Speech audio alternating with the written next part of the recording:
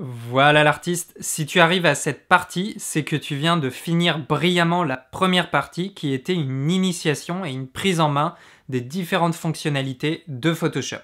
Nous continuons cette fois la découverte des paramètres de Photoshop liés à la retouche photo. Pour cette partie, tu peux soit utiliser l'image d'exemple que tu peux télécharger ou utiliser une image de ton propre choix.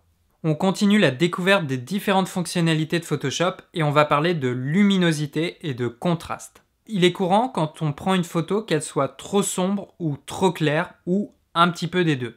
Dans mon cas, ma photo est sous-exposée, c'est-à-dire qu'elle est trop sombre et également trop plate au niveau du contraste. Donc nous, on va essayer de corriger ça. Pour commencer, vérifie bien d'avoir sélectionné ton calque, puis tu vas dans Images, Réglages et tu cliques sur Luminosité et Contraste. La fenêtre de l'effet, c'est bien ouvert. Ça, c'est un des paramètres de retouche les plus basiques sur Photoshop.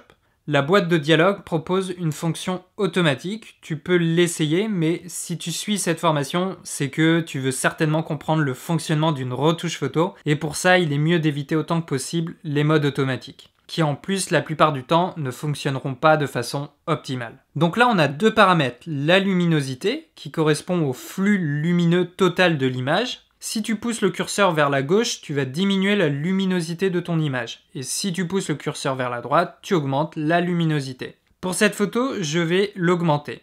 Et je vais également augmenter un peu le contraste. Le contraste, c'est une valeur qui représente la différence entre les hautes et les basses lumières de ta photo. Quand j'augmente le contraste, les hautes lumières, la partie claire de l'image, augmentent, alors que les basses lumières, la partie sombre, va diminuer. Par contre, si tu pousses le contraste trop haut, le rendu ne sera pas naturel du tout. Donc, je te conseille de ne pas aller trop loin. Après, à force de pratiquer, tu vas trouver le style de contraste que tu aimes avoir sur tes photos. La photo est déjà pas mal contrastée, je ne vais pas monter trop haut parce que je veux garder un maximum d'informations au niveau des yeux. En décochant l'aperçu, tu peux voir comment est ta photo sans l'effet, puis avec. Je te conseille de prendre l'habitude dès maintenant d'utiliser l'avant-après quand tu utilises un effet. Cela permet de vérifier si on n'est pas allé trop loin dans une retouche.